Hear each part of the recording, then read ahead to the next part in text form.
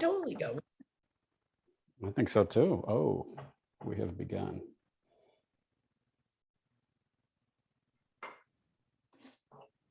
Broadcast has ended. 1 second. No, it didn't. We're live. Yeah. All right, everybody. We did it. We did it. We did it. So, Yes, all the watchers who wanted to talk to us, 4 weeks, 5 weeks ago, we had some technical difficulties. Then we had some travel difficulties. Yeah. Then we had some brain difficulties. Yes. We had every intention of getting on this live at Verma, and Alex and I found each other, and we both looked at each other and just sighed. Good things come to those who wait, and they've waited. If they gave a rat's A about what we were talking about, then they've waited. That's for sure. Yes, and thank you for you guys' patience. I mean, y'all know conference season has been big. We have been at every conference, and for the sake of everybody's, I don't know what brain capacity, we waited till today to do it. But Art of Pricing, we're still here. We're going strong. So let's get started. Alex, introduce yourself. What's up, you guys? My name's Alex Alioto. I am co-founder, part of the founding team, and the head of growth for Whimstay. We are a channel in the space. I call us a new channel, but we're not really new anymore. So I think we're 2 years in now. So we are a new-ish, I'll go new-ish channel in the space that helps property managers fill their unsold inventory or unsold nights last minute. That's about it. I am here live in San Francisco. I don't think if you can tell, we have rain, which for those of you, that's a big deal for us because we're in a drought. So it's kind of a little party. Yay for rain. Yay for rain. Yay for rain. And I'm Talia Lockard, the Director of Business Development and your host of Art of Pricing, where we get together every week, sometimes every 3 weeks, for a lunch and learn to help you, to just give information about the industry. And at the end of the day, how everything in our industry leads to revenue management. It literally every single thing does, and how excited we get about talking about this. And today, what Alex and I really wanted to talk about is how to combat booking window reductions and just, what's happening today in the market. You hear a lot of people, especially all these conferences, you're hearing like, what do we expect in 2022? What are we going to see in 2022? 2021 still going great for me, but I don't know what to expect. And we're not back to normal. We're never be back to a normal. We're living in a pandemic world still, very much, and we don't know how much longer that's going to really be. While I feel like obviously we're traveling and we're getting out there more, we're still very much have that in the back of our minds, right? Yeah, no question. And when you just said that Whimstay was rather new, I've been wearing like a Whimstay fanny pack for 3 years now. So we're not that new. We're not that new. No. But yeah, so, booking windows are shrinking. Today's travelers are open to location and timing availability and travel on a whim. Yeah. Whimstay. And we want to discuss how to build a strategy that matches the way travelers are booking vacation rentals today. So, let's start it in the first obvious part. Booking windows are short. They're still short. Yes. While I think we might be getting back to a little bit of a longer booking window, only because school's back in session. Right. Right. I mean, that's my assumption. What do you think? Yeah, I do. I think so. I think that let's look at the industry as a whole, right? Has had, and I think I've said this to you before, Talia, that like, first of all, it's so fabulous to be here with you. Yeah. So, but as a whole, I think that this industry has seen obviously this massive boost, right, across the board. And there have been changes across the board in terms of revenue and occupancy and booking windows and all these things, right? So eventually there's going to be, sooner perhaps rather than later, there's going to be a regression to the mean. But the mean, I think, is there where it used to be there, right? So while there will be a regression to the mean, that mean is sort of raised. And I think that's happened across the board on all sort of different aspects of it. And so let's look at booking window, right? So is booking window going to change? Yeah, there's no question about it. But what I do think has happened is that sorry, my CEO is calling me. He knows that I'm doing this right now. So So what I do think is going to happen is that we have brought in, is that there's always going to be those travelers that are going to book 60, 90 days in advance. That's never going to go anywhere. That's just never going to go anywhere, right? And there's always going to be those that choose to book spontaneously, right? So I think those numbers are going to go up. And I think that reduced booking window, right, that's going to probably go down. And then you're going to find your two sort of compartments again, right? But those numbers are going to be higher. And so like one number that I love is my favorite Whimstay number is that 58% of our travelers had never booked a vacation rental before, right? So what does that tell us? So I think it says a couple of things. Is that an industry-wide trend? Most likely, right? Which I think is so good, right? And so good. And then it's also our value proposition. So it's people that are just like, hey, I would rather book spontaneously, whether it's going to be a hotel or a vacation rental. That's just that's my style, right? So so I think that's sort of what's happening. And then to kind of piggyback off both those ideas, I think that 2022, and this is to steal sort of a Simon Lehman thing, is 2022 is going to be all about professionalization, right? And so it's going to be all about covering your bases across the board and making sure that those 58% of those travelers that have not booked a vacation rental before, are you getting in front of them, right? Right. So I think that's, to me, if there's a theme to 2022, it's like we're putting our adult pants on now, we're not, we're becoming something to be reckoned with, I think, in a massive way. So, right. And I think you make a really great point, right? Like, so like with the 58% of the travelers being new in this industry, there's a lot of great, right? That comes from that. We're getting more travelers, we're building the industry, we're getting more, we're getting in front of more people. But on the opposite side, I was talking to a client recently.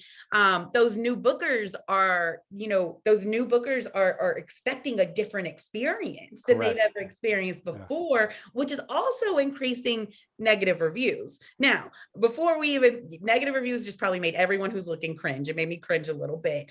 And, even coming from a HomeAway days, negative reviews are not technically a bad review. Unresponded reviews are a bad review. Very good. Right. And also taking this is, if you're getting many of them, compile the themes that you're seeing, right? Don't let it bring you down. Don't let it get you defensive.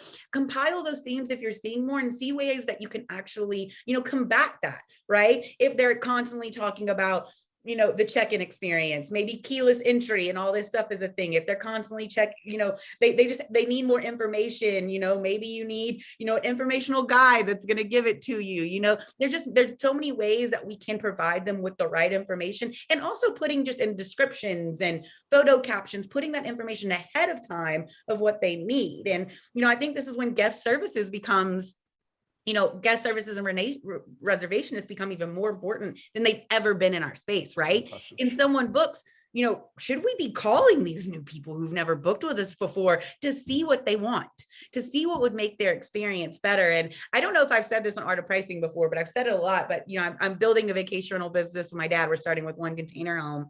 We're from South Louisiana. My stepmom likes to talk, and will talk to anybody that is around. So I told her, like, what we need to do is like send before they come. Do you want to talk to me? Do you want us to give you information on the area? Or would you prefer to act like we're not there? Right. Let them know, give them this is the options we have. Or if your options are that you're never there, just let them know, and let them know how to get in contact with somebody. Totally. And, I couldn't agree more. So in my past sort of life, I worked at Yelp, which a lot of people I hope don't want to kill me, but one of the things, so the analytics team at Yelp, they were brilliant. They were absolutely brilliant. And they did a whole study on reviews. And one thing they learned was that a responded review of a one-star review, something that's responded to in a professional manner and saying, thank you for letting us know this is something we intend to fix, got just as good of a reception from a customer as a 5-star review. Right. So this is twofold, right? The first thing is, we've dipped into reviews, but I think it's important because I do think it lends itself to this professionalization piece, right? Exactly. So the responding to the reviews is massively important because I think it sheds a light, and it says to other people, okay, these are professionals that are willing to look at where they are faulting and saying, let me get better. Now, the other thing is too, and I think you made a really good point on this, is that now you can sort of see where are our gaps, right? Because those are the things that need to be filled. Something that this industry has that the hotel industry doesn't have is that we could have a unique guest experience that the hotel can provide, right? Yes. So we could provide, whether it be through experiences or a really personal touch or whatever it might be, right? People love that stuff. That 58% of people that have never booked a vacation rental before, if they go into an experience that they know is going to be a fruitful experience, they're never going back to hotels again, right? No, and so, and in addition to that, chances are you've retained a client, right? Right. I think that one of the huge benefits of OTAs and channels, there's a really massive sort of, I would say, a movement from PMCs for direct booking, and it makes sense, right? Right. Direct booking makes sense. There's, it's obviously it's less money out of your pocket, and it's an opportunity. It makes more sense, right? Right. But what I think is that OTAs and channels can provide an incredible acquisition tool, right? That's exactly what they should be thought of as. That's exactly what they should be thought of. It's not that direct booking and OTAs and channels should be fighting each other. It's very different. It's very different, and they should be partnering with each other, right? It should be accepted as like, hey, this is an opportunity. Now it's going to be up to the property manager or the PMC or the guest services or the reservationist to then at that point create an experience that then the traveler is going to want to come back, right? So, but it does allow us as an OTA or channel to say, here, we're going to provide you with this client. Now get after it, do your thing, right, and retain them so that next time now yours. Now all yours, right? That's what it is. And I agree. And, obviously we have a lot of passion in the space. I came from an OTA and you are an OTA, and it's just from talking to people for so long. And, that's a good segue for us to go, diversification is important. And that's, I think that we hear diversity in so many ways now in this industry, whether or not it's on the DEI, DEI perspective, or the diversity of travelers, or the diversity of using different vendors, or the diversity of using different distribution strategies that are out there. If you are the guest that's sitting there and say, or the property manager who's sitting and say, I'm not seeing, I have a whole bunch of gaps, like right before the booking's coming, but I'm not seeing them coming through. So, Alex and Talia, I don't believe you.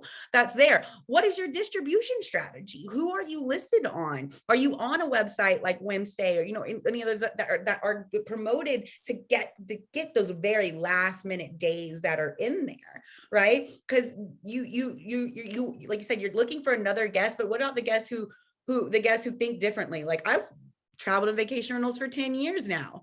Right. I still sometimes like to stay in a hotel, and sometimes I just booked a property for 2 weeks because let's be honest, I've been on the road for 3 months, 2 weeks from now, but I also booked a house for next year. So it's like, I need to have variation in what I want to look for what's going to work for me that day. Yeah. And look, I mean, travel as we know it has changed. Let's be real, right? Like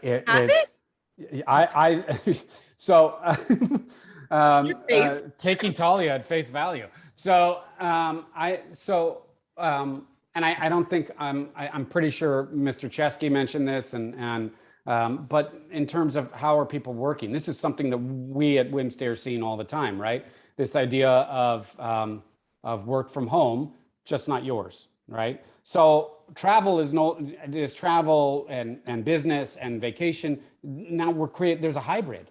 Right. And so we do not know how people are choosing to go about doing that. Right. So it's something as simple as I'm sitting in San Francisco on a Sunday and I've got a work week ahead of me. And I think to myself, well, why wouldn't I just go to Lake Tahoe for the week and work from Lake Tahoe for the week? Why couldn't I do that? Why wouldn't I do that? And so we're seeing that across the board, too. Right. So we're not only dealing with disparate sort of travelers everywhere, but we're dealing with business, we're dealing with everything, right? So this is all bets are off. Like what we're dealing with now is I think almost a nomadic culture where people are now given the opportunity to say, hey, I could leave my house for a week. I could even, if I wanted to, leave my house for a week, put my house on Whimstay for a week as I go away, right?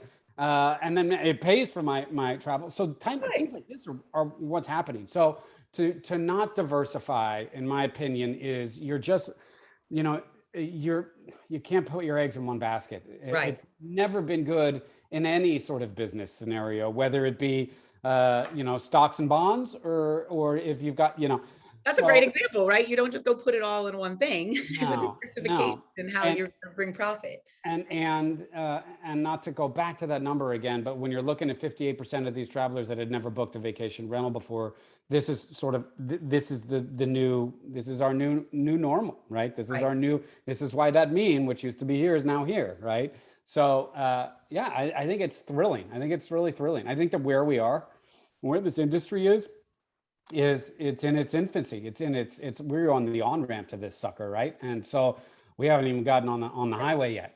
And we thought we were in its infancy before, and it almost feels like we just prolonged infancy with COVID, which is kind of what happened with my COVID baby too. Sometimes you think extra year of being a baby because you got to stay home. Right. Everything got fast forwarded. Like, look at the technology that we're currently using, right? This got fast forwarded 10 years.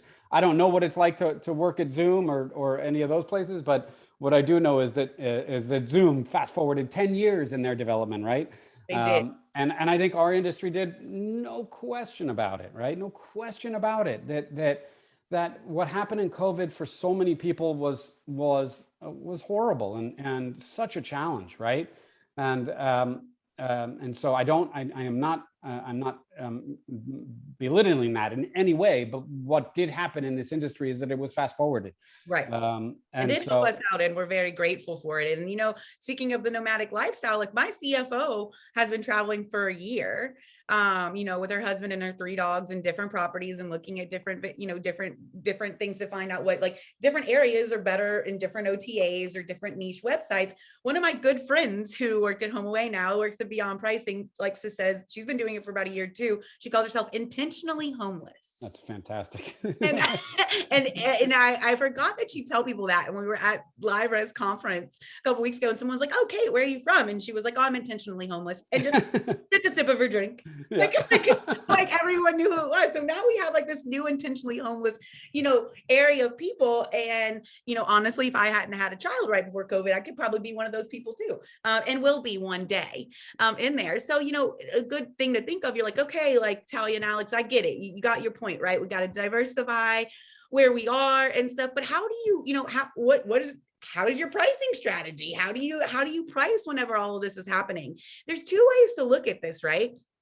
If you are in a place where supply is really high and demand is really high, those last 30 days and those gap fills, you could be increasing your rates, right? So that's one thing whenever you talk about pricing tools and stuff, pricing tools like art, we have gap fill. We have options for you to go in and say, like, if it doesn't book for 5 days, let it book for 4. Like, and then also if you're saying, hey, if it hasn't booked within 2 weeks, we can go decrease, automatically decrease by 15% on a gradual base to get more clients in there. But also when I'm talking to people, I always like to ask, because there is a misconception that pricing tools always just discount, which is not what happens. I always like to ask people, before I show you this cool feature, do you usually discount or add premiums during this time? And they're like, the last 30 days are so high for us. I'm like, cool, well then go add in a premium automatically that's going to show across all OTAs automatically for you when this property is still open in the last 30 days that are there. So there's a very simple way to get to this strategy based on your supply demand in your area. And that's there. I don't want to discredit, like I did talk to a client and an old friend of mine at LiveRes as well. I've been at every conference with LiveRes, the last one in my head, at LiveRes as well. And, don't diminish that, urban areas are still kind of struggling a little bit. They're not quite like the beach and mountain and destination markets are, but, diversifying their strategy could hopefully help them out a little bit. I don't think there's any question about it, because I do think that I think urban is going to come back. I think it's actually starting to come back a little bit, right? You can start to see it. And so what I think that says, that's sort of, I think, in line with that kind of hybrid business travel situation that we were talking about before, right? Which we're seeing such an increase in. So I think if you're in an urban market and you are struggling, I'm sorry, my email is going nuts. I don't know if you can hear that, but I think it's my CEO who's called me 3 times. I'm like, dude, I'm doing something right now. Get on LinkedIn Live. You'll see how productive I'm being. No kidding. So at any rate, so I think that increase kind of in I think that, urban markets are going to benefit massively from, I think, this kind of hybrid business sort of travel element to it. And we're actually starting to see that happen already, right? So, so I think that's awesome, right? I think that's absolutely awesome. I'm going to turn my email off because it's just going nuts. There's another like stat that you gave me What was 8 weeks ago.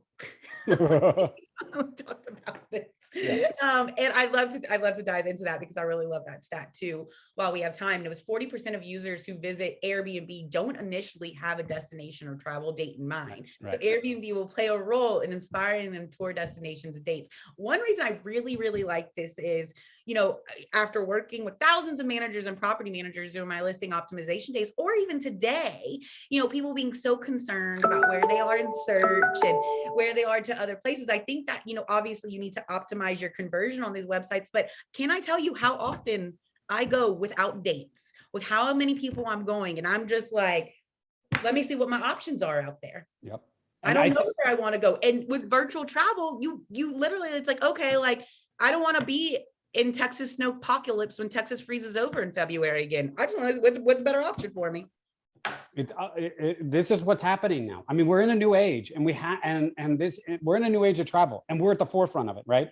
We're at the tip of the spear of it because I think that idea of that 40% lends itself more to what we're doing. And when I say that, I mean us, I mean short-term rentals, right?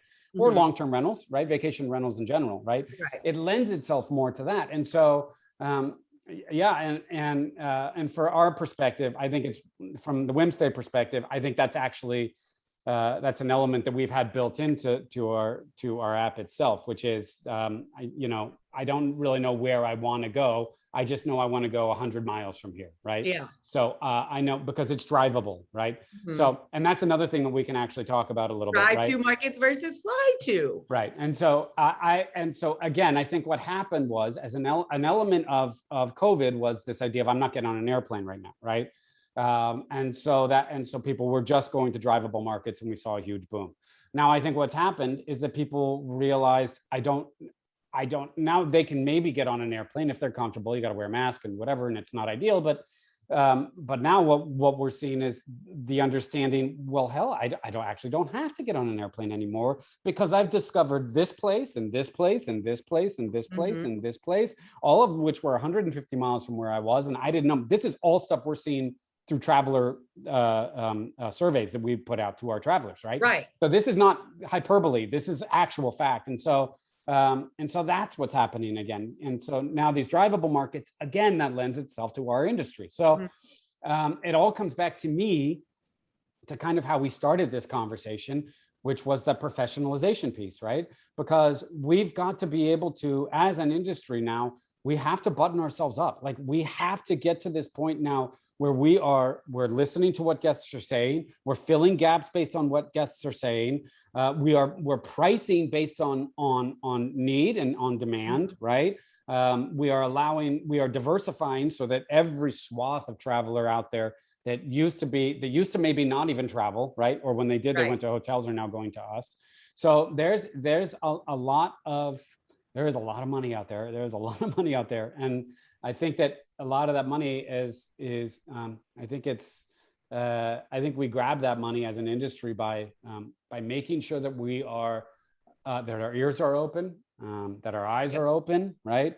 That we're doing it the right thing for our travelers and for our companies and for our owners. And while we were just saying that, we're talking about diversification in your distribution strategies and how you handle this, from pricing perspectives. I like to flip the switch a little bit, because I want your advice on this. And we did not talk about this before, is how do you talk to your owners about this? How do you get your owners buy-in on these changes that are happening in the industry and how you're going to maximize or impact your revenue if you don't change as well? Yeah. Can I tell you this? I am actually finding that most of the PMCs owners that I talk to get it. So I think, it's very rare that people are saying, I don't want to go with the times, because I think people are seeing what's going on. And so And I hear this a lot, right? I hear this a lot. I think that Airbnb has changed this industry for the better. There's no question about it. And I think that it has put this industry on the map in ways that really no other channel could have, or OTA, or whatever you want to call it. And so, but I also now understand that there are certain that people feel somewhat handcuffed, and so there were certain practices, certainly during COVID, that seemed to me to really ignore the supply side, which is odd because that's your product. Right. And so, and I think that people understood that, hey, I can't just put my eggs in that basket, because I'm not 100% sure that particular behemoth of a channel has my best interest in mind. And I don't know whether that's the case. I don't know how Airbnb runs their ship. I don't know why they make the decisions they make. That's not my place to say it, but I do know that 99% of the property managers that I speak to understand its power, but also understand that it can be incredibly limiting if my eggs are in that basket and that basket alone. Right. And I think we all understand the power, right? 100% understand the power. And I think like there are more markets that are a little bit more advanced, and somewhere they're learning how to tolerate the changes a little bit better. Right. And one of the biggest concerns that I hear on our side, and I'm trying to work on how do we help with the owner education, is they're like, well, if I take a tiny gap or I take a last minute stay, they're concerned about the type of guest that's coming in, and what OTAs are coming in. There's really no correlation between the revenue and the type of guest. More, like that's not there. And like saying right now, right? I would like to think I'm a good guest. I mean, I'm a VR veteran, and I like to go things, but I want to see all my options open that I want to book tomorrow. But I don't want to not be able to see them just because I'm procrastinating. Like, I want to see everything that's in there. Right. And then, by the way, just so we're clear on something, the last minute traveler as a bad guest is a myth. And so it's a myth. And I understand that there are those sort of party elements to it. But again, not to harken back, but the professionalization piece, right? Where companies like Superhog that we're integrated with, right? These guys are fabulous. I don't know if you're aware of what they're doing, but they're a protection system, right? And it's ways to protect yourself. Exactly. Front and back, right? And so due diligence is being done, right? Know that, And I know one of the biggest things, the biggest party things that we've heard, and especially during COVID, was if a guest is booking last minute within like 50 miles of the property, like there's things you can you don't allow local people to come stay, Correct. Correct. Different ways of looking at it, and then reviews that are in there. And I mean, also making sure that, you have, they have things like Stay-Fi and Party Squasher and Noise Aware, these different abilities that, that will just tell you how many devices are on the internet without you having to have somebody go pass by the property, right? Like, hey, maintenance guy, we got a call. With these devices at 8 p.m., you could be like, oh man, there's 12 people in here. This is getting big. Let's shut it down. And you just shut the Wi-Fi down. Yep. Ooh, there's things where you can just do that. What interesting about that? But yeah, I mean, I feel like we could go on forever, but I want to give the last 3 minutes to let you touch on anything we haven't touched on, or give your takeaways to our audience. Of course, this went by way too fast. It did. What time is it? 12:27 Eastern. That's why I went by in a minute and a half. What the hell? I don't, here's what, first of all, it's so fun talking to you.